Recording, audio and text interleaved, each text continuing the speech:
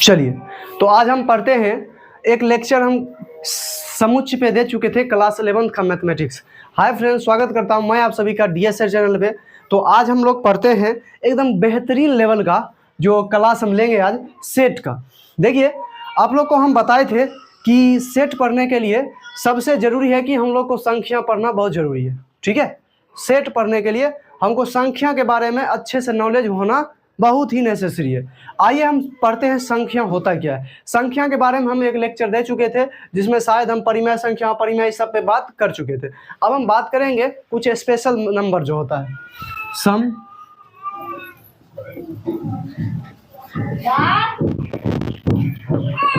Important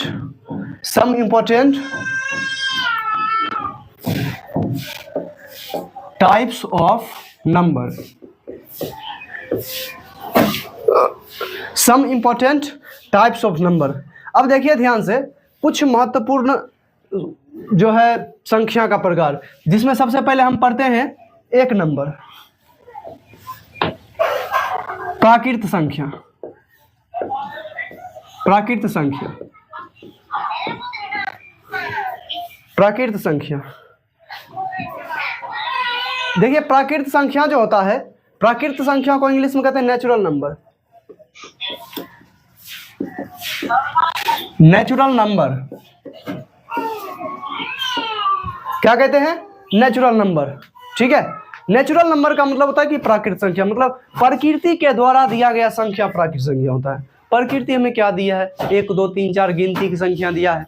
ठीक है, तो लिखेंगे गिनती की संख्या को। आप लोग एक बच्चा से पूछ लीजिएगा, वो भी आपको जो है बता देगा। ठीक है, लिखेंगे गिनती की संख्या को प्राकृत संख्या कहते हैं। गिनती की जो संख्या होती है उसे हम प्राकृत संख्या कहते हैं।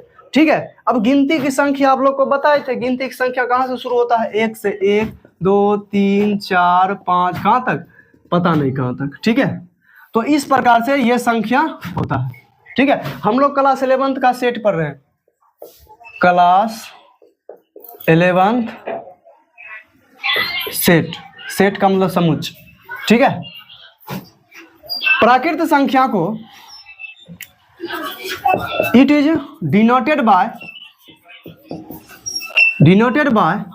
Capital N.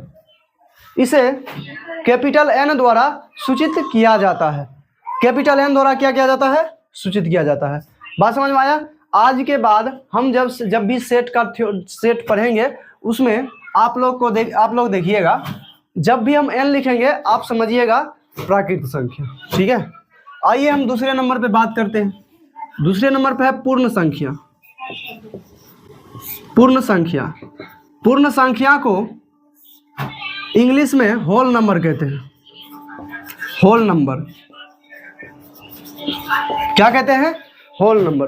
पूर्ण संख्या को इंग्लिश में क्या कहते हैं? Whole number. चलिए होल नंबर के बारे में समझते हैं कि ये होल नंबर क्या होता है। होल नंबर का मतलब हुआ कि अब बताइए प्राकृत संख्या में क्या घटी है, क्या कमी है, उसको पूरा करना मतलब पूर्ण संख्या। ठीक है, प्राकृत संख्या में क्या कमी है, उस कमी को पूरा करना मतलब पूर्ण संख्या। बात समझ में आया? उस कमी को पूरा करना मतलब पूर्ण संख्या। तो क्या घटी है? 0। हम बताए थे डिजिट 10 होते हैं। चलिए लिखेंगे प्राकृत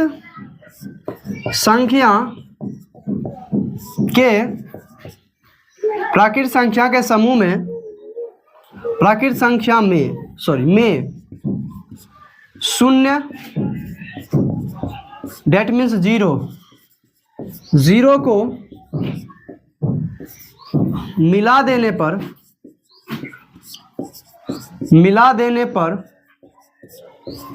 पूर्ण संख्या बनता है। पूर्ण संख्या बनता है। प्राकृत संख्या में 0 को मिला देने पर पूर्ण संख्या बनता है।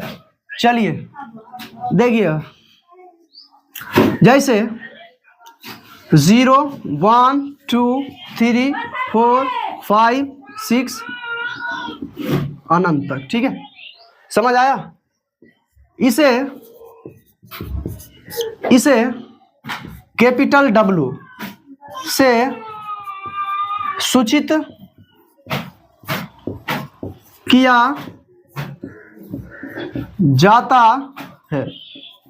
इसे कैपिटल W से सूचित किया जाता है।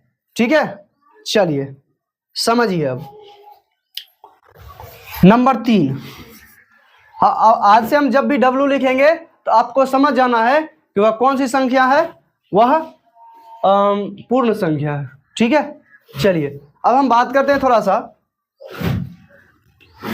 पूर्णांक संख्या पे। पूर्णांक संख्या,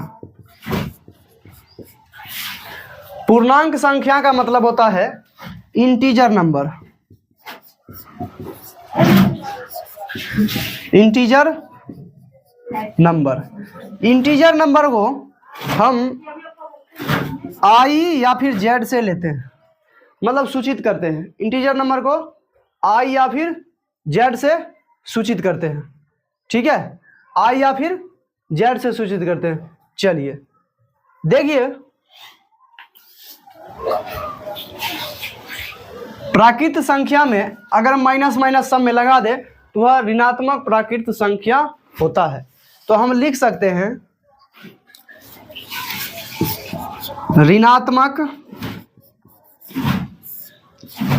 प्राकृत संख्या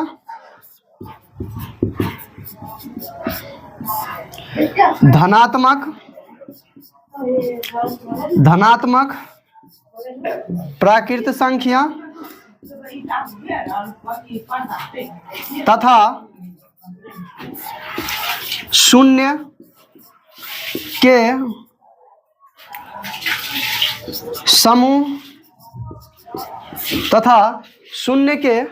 समूह को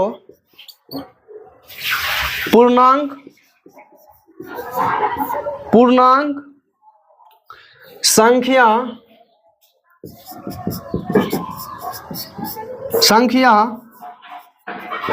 कहते हैं। ठीक है, मतलब पूर्णांक संख्या का मतलब हुआ ऋणात्मक प्राकृत संख्या, धनात्मक प्राकृत संख्या तथा शून्य के समूह। ऋणात्मक सब संख्या में माइनस माइनस लगा दीजिए। जैसे देखिए, अनंत से लेकर -5 -4 -3 -2 -1 0 1 2 3 4 5 अनंत तक। ये होता है पूर्णांक संख्या। समझ आया? इसे I या फिर Z से सूचित किया जाता है। इसे I या Z से सूचित किया जाता है। इसे I या फिर Z से क्या किया जाता है? सूचित किया जाता है। समझ आया? I या फिर Z से इसको सूचित किया जाता है। इसी प्रकार से देखिएगा कि हम लोग जो है और भी संख्या को पढ़ेंगे, तब तक एक बार इसका आप लोग स्क्रीनशॉट ले सकते हैं। चलिए आइए अब हम मिटाते हैं। अब हम सीधा से पढ़ते हैं समुच्च के बारे में। ये जानकारी था जो हमको देना था, हम दे चुके हैं। अब हम सीधा सेट के बारे में पढ़ते हैं कि समुच्च क्या होता है, कैसे होता है, किस प्रकार से होता है। आइए थोड़ा सा इसको मिटाते हैं।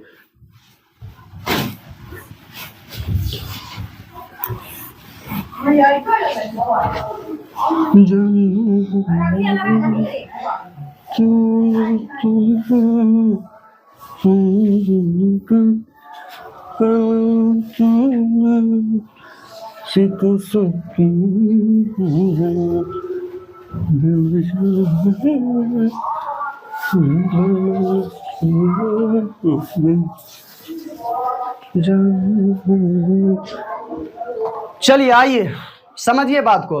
अब जो है हम लोग पढ़ेंगे सीधा समुच्च के बारे में। इसको भी हम लोग मिटा देते हैं। अब हम शुरू करते हैं क्लास 11th।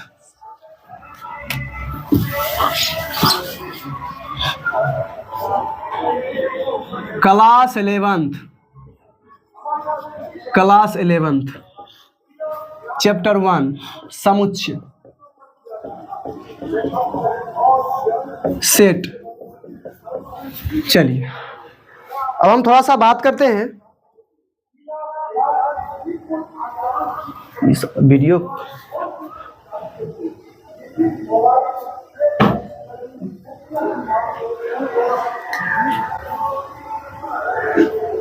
चलिए हम शुरू करते हैं क्लास 11th। अब देखिए हम पढ़ते हैं अब समुच्चय के बारे में। समुच्चय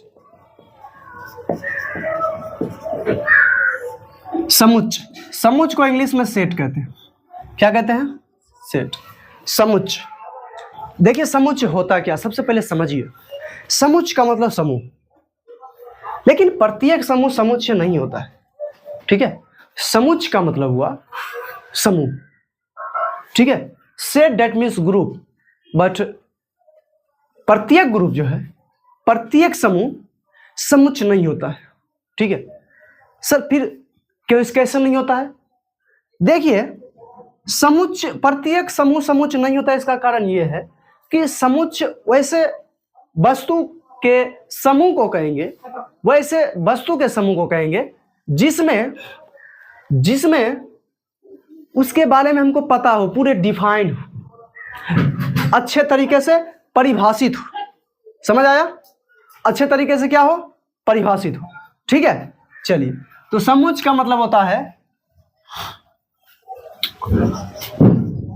अ वेल डिफाइंड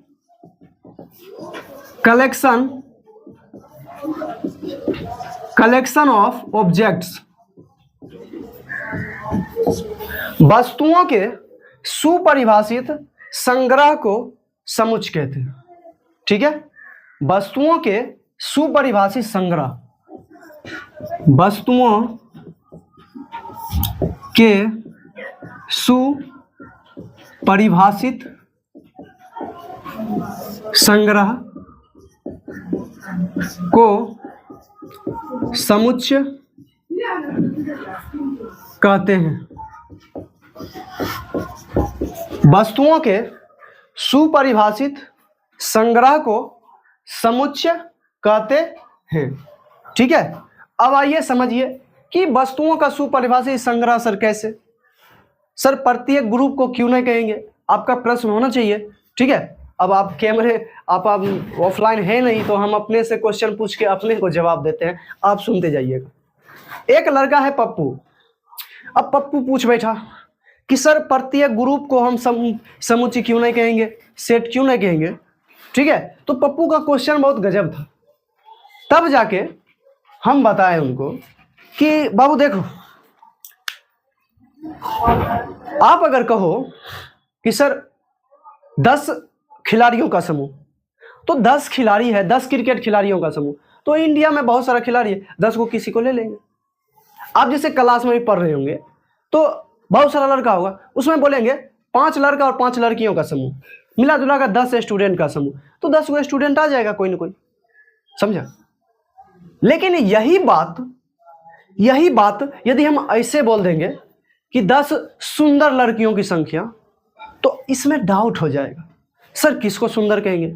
आजकल आप किसी को बोल के देखिए ना सुंदर, किसी को बोल के देखिए ना कि किसी लड़की को थोड़ा सा भी बोल दीजिए काली, मतलब आप अच्छे नहीं दिखते बाप, वो सब कुछ भूल जाएगी, जीवन भर याद रहेगी। जब रास्ता में मिलोगे तो यही कहेगा कि यही लड़का था जो बोला था।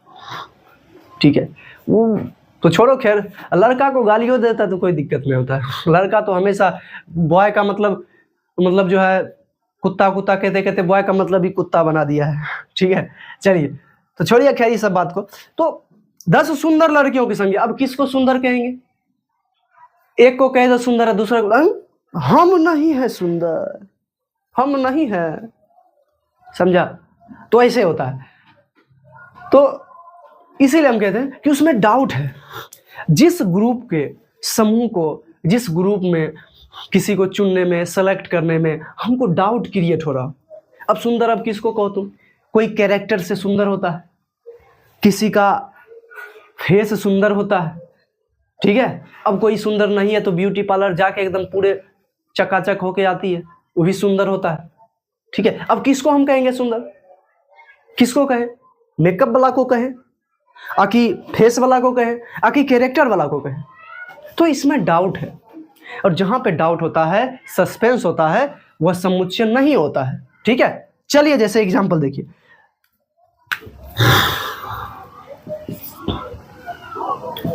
आपके कक्षा के 10 लड़कियों की संख्या। अब बताइए, आपके कक्षा के 10 लड़कियों की संख्या क्या हो सकता है? आपके कक्षा की 10 लड़कियों की संख्या क्या हो सकता है? हो सकता समुच्च होगा। हाँ, 10 लड़की सर जाएंगे देखेंगे क्लास में, बस 10 लड़कियों की संख्या, 10 लड़कियों की तो बोल देंगे 1 2 3 4 5 6 करके कर देंगे, तो ये समुच्च हो जाएगा। लेकिन इसी को यदि हम बोल दे कि 10 सुंदर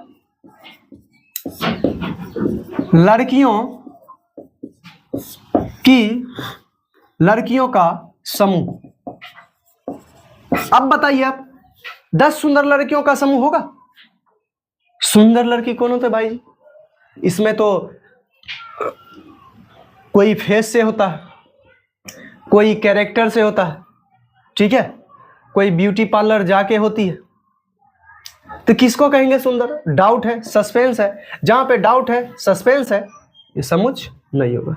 जहां पर भी आपको डाउट हो, जैसे दुनिया में 10 खतरनाक जानवरों की संख्या। अब खतरनाक जानवर कौन होता है भाई साहब? खतरनाक जानवर कौन होता है?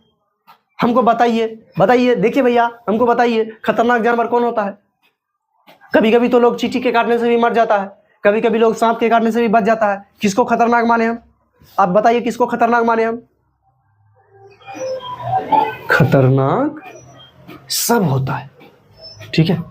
आपको यदि कोई गाली देते आप एकदम आप बोलिएगा हम इंसान, हम किसी से झगड़ा नहीं करते हैं, पूरा सीधा साधा आदमी है। आपको कोई गाली देते रहे, मारते रहे, तो आप नहीं कुछ बोलिएगा, जरूर वो 100 बार बोलेगा, आप एक बार जरूर जवाब दीजिएगा। तो खतरनाक कोई नहीं होता है और सीधा भी कोई नहीं होता है। तो खतरनाक बोलेगा, जहां पर भी खतरनाक, सबसे सुंदर, सर्वश्रेष्ठ, ये सब वर्ड मिले, डेट मीन समुच्चय नहीं है। ठीक है, समझ आया? चलिए देखिए, 10 खतरनाक जानवरों की संख्या। 10 खतरनाक जानवरों की संख्या। खतरनाक कौन होता भाई साहब? खतरनाक क्या बोले हम? चलिए, जे अक्षर से प्रारंभ होने वाले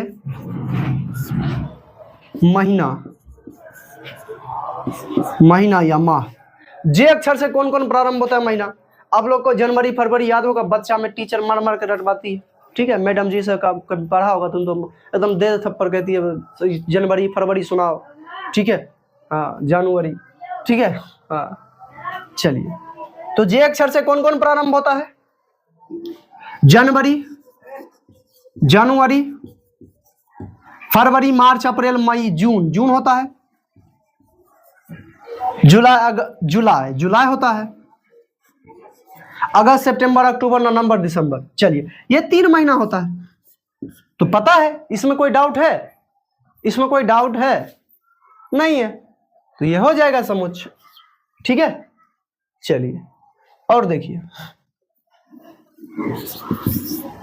10 प्राकृत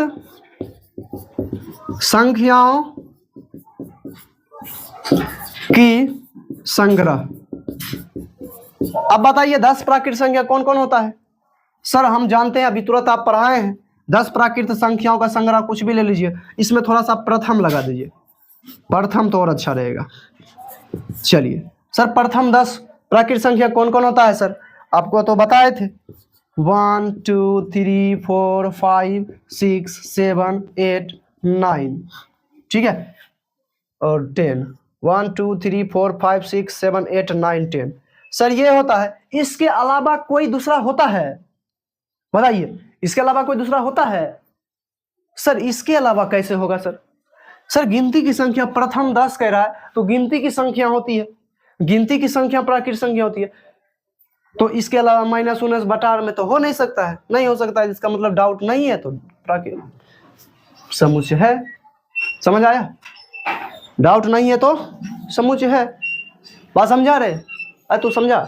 चलिए अब देखिए आप लोग, लेकिन थोड़ा सा ध्यान से देखिएगा, हम लोग इस पे जो है बहुत मेहनत कर रहे हैं। आप लोग वीडियो को लाइक कीजिए, सब्सक्राइब कीजिए, ज़्यादा से ज़्यादा शेयर कीजिए, ताकि जो है जो भी बच्चा को दिक्कत हो मैथमेटिक्स पढ़ने में, इंग्लिश पढ़ने में, उस तक ये वीडियो पहुंच सके और इसको जो है अच्छे से कॉन्सेप्ट को समझ सके। ठीक है, एक याद रखिएगा, डाउट, सस्पेंस, ठीक है, वाला समूह समुच्चय नहीं होता है, नहीं होता है। इस चीज को थोड़ा सा याद रखिएगा। डाउट, सस्पेंस, जहां पे डाउट हो, सस्पेंस हो, चलिए, तो ये समुच्चय नहीं होता है। अब देखिए हम समुच्चय को रिप्रेजेंट कैसे करते हैं? सर समुच्चय को हम दो तरीके से रिप्रेजेंट करते हैं, एक तो कर्ली ब्रैकेट में लिख देते हैं, एक भाषा में लिख देते हैं। ठीक है, कर्ली ब्रैकेट, कर्ली ब्रैकेट का मतलब क्या होता है सर? कर्ली ब्रैकेट का मतलब मंझली ब्रैकेट, कर्ली, कर्ली ब्रैकेट का मतलब मंझली। ठीक है, कर्ली ब्रैकेट के अंदर लिखते हैं। ठीक है, एक होता है बिग ब्रैकेट, एक स्मॉल ब्रैकेट, एक कर्ली ब्रैकेट। कर्ली ब्रैकेट का मतलब मंझली ब्रैकेट, और इसी ब्रैकेट के अंदर हम समुच्चय को लिखते हैं। ठीक है, जैसे हम लिख देंगे 1 2 3, इस पे ऐसे कर देंगे तो हो गया समुच्चय। ठीक है, क्या हो गया? समुच्चय। सर समुच्चय के अंदर जो कोमा लगा लगा कर लिखते हैं ना, समुच्चय के अंदर जो कोमा लगा लगा के हम लिखते हैं उसे हम कहते हैं अवयव। ठीक है, क्या कहते हैं? अवयव। तो आप लोग समुच्चय के बारे में समझे। अब समुच्चय को रिप्रेजेंट करने का दो तरीका है, एक है रोस्टर फॉर्म, एक है सेट बिल्डर फॉर्म। क्या है? एक रोस्टर फॉर्म होता है और एक सेट बिल्डर फॉर्म होता है। सर सेट बिल्डर फॉर्म क्या होता है? सेट बिल्डर में इसी को भाषा बना के लिख देते हैं, और रोस्टर फॉर्म में क्या होता है? अवयव को कोमा लगा लगा कर कर्ली ब्रैकेट के अंदर लिखते हैं। कर्ली ब्रैकेट के अंदर अवयव को कोमा लगा कर लिखते हैं, तब उसे क्या कहते हैं? Roster form. अवयव को परिभाषा के रूप में, एक भाषा के रूप में लिख देते हैं, तो हम उसे कहते हैं सेट बिल्डर फॉर्म। ठीक है, ठीक है, चलिए अब इसको हम थोड़ा सा मिटाते हैं। ठीक है ना, चलिए अब हम पढ़ेंगे समुच्चय के निर्माण विधि को।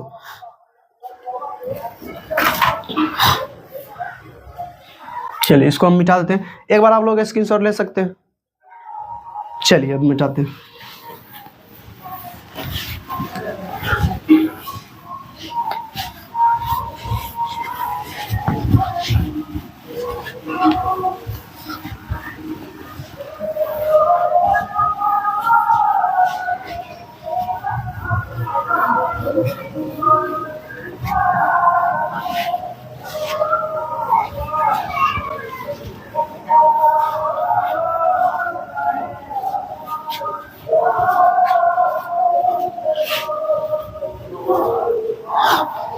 चलिए अब हम थोड़ा सा समझते हैं representation of set.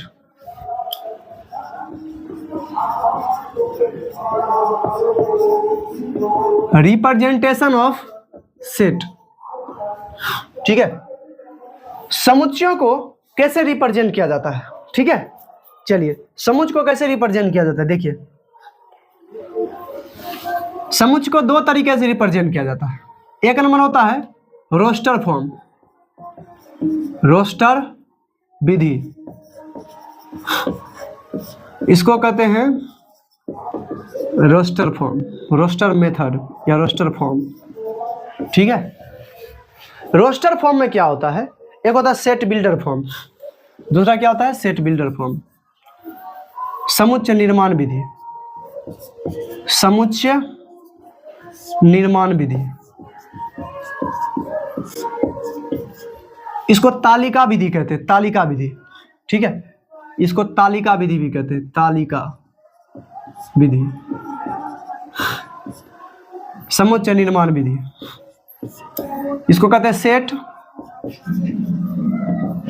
Builder form, set builder form.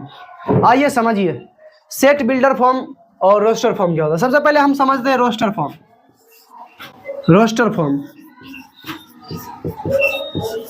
Roster form, roster form का मतलब होता है कि समुच्चय में अवयव को कोमा लगा कर लिख देना, ठीक है। समुच्चय के अवयव को कोमा लगा कर लिख देना, समझ आया। चलिए ये रुक काहे गया बे।